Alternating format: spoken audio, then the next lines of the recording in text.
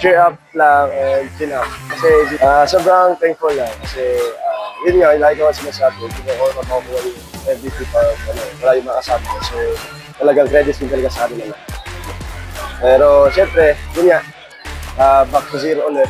Kumbaga back to drawing board, kailangan na ulit magtrabaho pa para makuha ulit yung championship next season.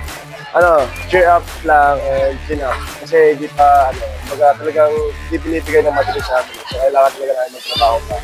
And kailangan namin kakain lahat ng ginagawa namin. And focus lang. Nagpapasalamat ako sa lahat ng fans ng Spikers Turf. Thank you po sa lahat ng support kayo sa amin. Lalo-lalo ng Christmas fans.